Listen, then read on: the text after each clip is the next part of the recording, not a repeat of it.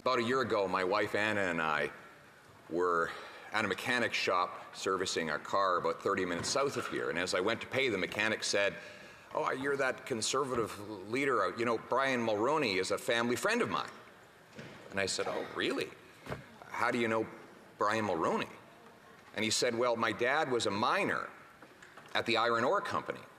And when Brian was the president, he used to spend a lot of time with the guys on the ground and ask their opinions, hear their stories, and most of all, get tips on how they could be running a better business."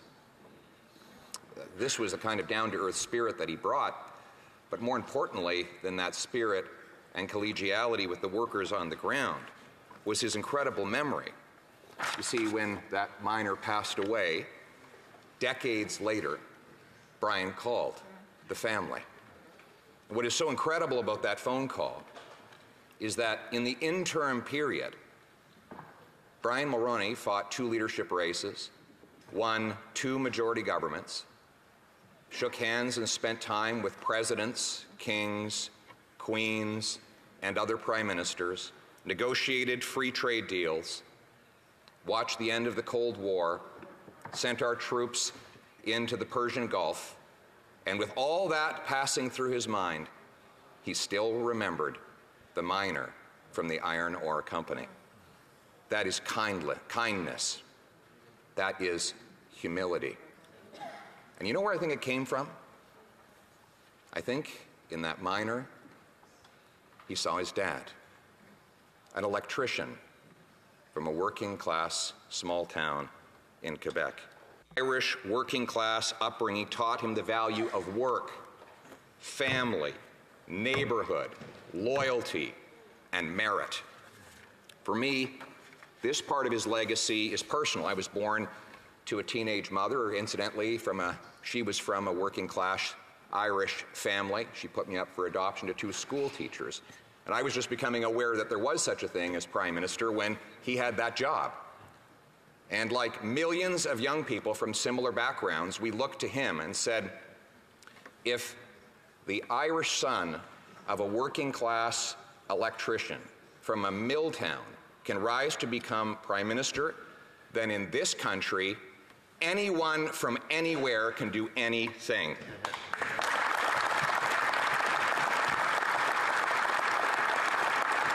He took his journey from a small town to big business, leading some of the great enterprises of Canada. Many of these jobs he had in his late 30s and early 40s. His first shot at politics came with a setback, but he would brush aside that setback with a second run for leadership, which he would win before he could take on the mighty Liberal machine in the forthcoming 1984 election. Before he could do that, he had to come to this place. And on his first day in the House, he squared off with the legendary Prime Minister Pierre Elliott Trudeau, who teased him about parachuting from his corporate office in Montreal into a by-election win in rural Nova Scotia. If you'll allow me to quote the records, Mr. Speaker, "The member from Central Nova has come a long way from that log cabin in Pictou County. I see he has put away his rumpled trousers and odd sweaters to be brought out again in the next election. But in the meantime, Madam Speaker, it is nice for us in this change to be able to bask in the glow of the benign smile of a man who sent such shivers of pleasure down the spines of the matrons all the way from Oyster Pond to Mushaboom." That's some good stuff. Then Mulroney had to rise and respond, and he said, "I want you to know, Prime Minister, that during the summer, while you were otherwise occupied, there was a very pleasant summer for me. There was one untoward incident, and only one. The Liberal candidate in Central Nova persistently referred to a candidate from Quebec who didn't live in his riding and lived in a $1 million house rent-free. And I want you to know, Prime Minister, I defended you vigorously."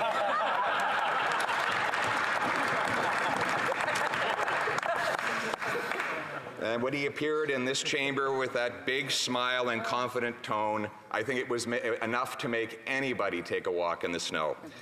Soon after the election, he would go on, soon after he would win a record majority government. And he inherited a desperate, divided country with skyrocketing debt having caused double-digit inflation, unemployment, and interest rates. Government had attacked industries and thousands of jobs. People's lives were falling apart. The country was more divided than ever before, with rocketing separatism and Western alienation. Yet he set out to do his work. He shrunk government, cut red tape, ended the appalling National Energy Program, privatized 23 money-losing state enterprises that went on to succeed and grow in the private sector.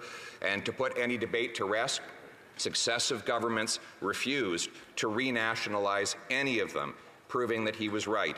My personal favorite, he brought in the inflation control target, which required the Bank of Canada to keep our money solid, ending the prior decade of money printing inflation that had destroyed the working class. This policy, this inflation target, came in 1991 and would succeed in giving us price stability and sound money for 2.5 decades that followed.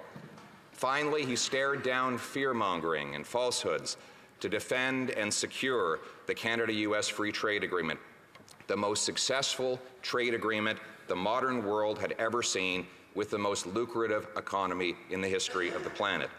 In fact, all of the trade access and more than we have today with the United States was secured in that agreement.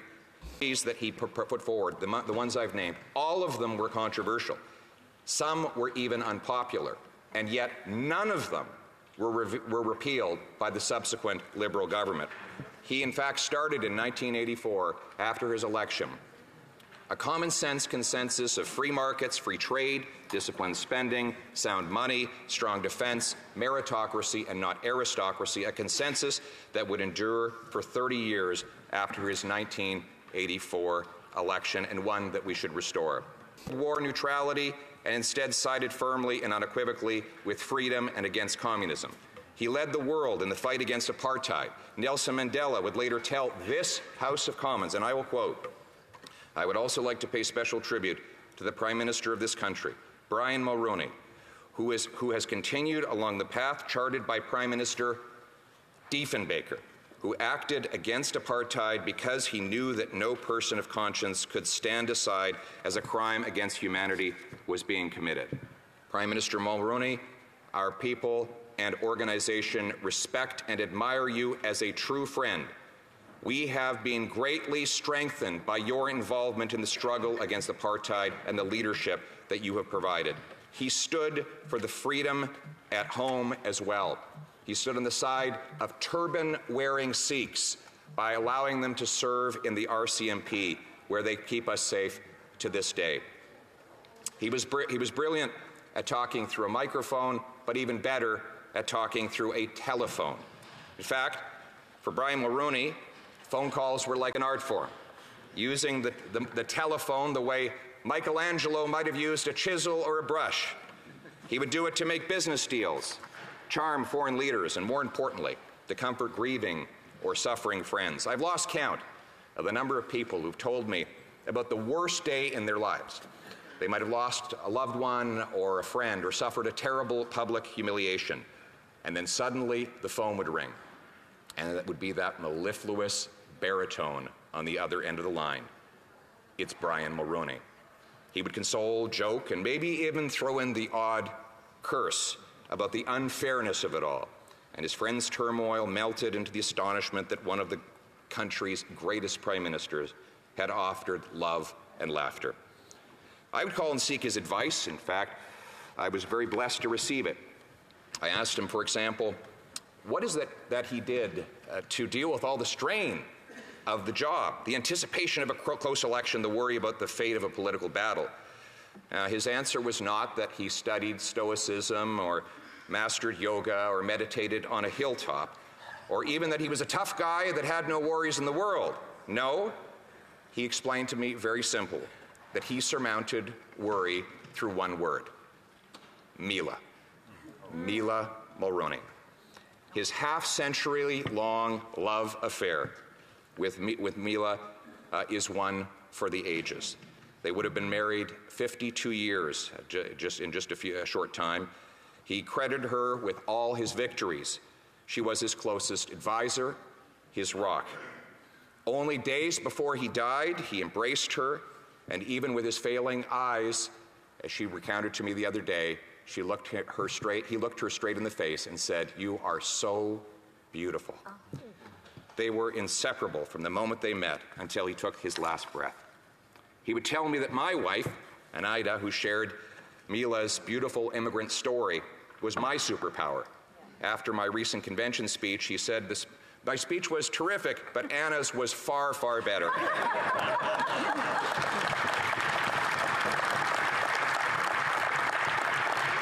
Clapping a little bit too loudly at that.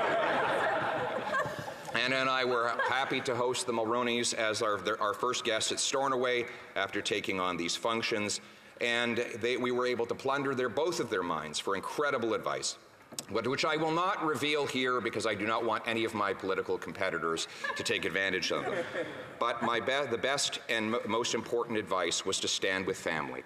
Brian and Mila's achievements are greatest when it comes to their kids, who tell stories even today that they could call Brian at any time, and he would take the calls even when he was Prime Minister. Later they would find out that he had left world summits or cabinet meetings to talk with them. And that is why Mark, Caroline, Nicholas, and Ben have been such smashing successes in their own right. And they are now parents themselves, 16 grandchildren. Go forth and multiply indeed. And so he lived out the words of Kipling, which I will summarize and paraphrase. If you can keep your head when all about you are losing theirs and blaming it on you. If you can trust yourself when all men doubt you, but make allowance for their doubting too. If you can bear to hear the truth you've spoken, twisted by knaves to make a trap for fools. Or watch the things you gave your life to, broken, and stoop down and build them up with worn-out tools. If you can talk with crowds and keep your virtue, or walk with kings, nor lose your common touch. Yours is the earth and everything in it, and, which is more, you'll be a man, my son. Rest in the peace of God, Prime Minister Mulroney.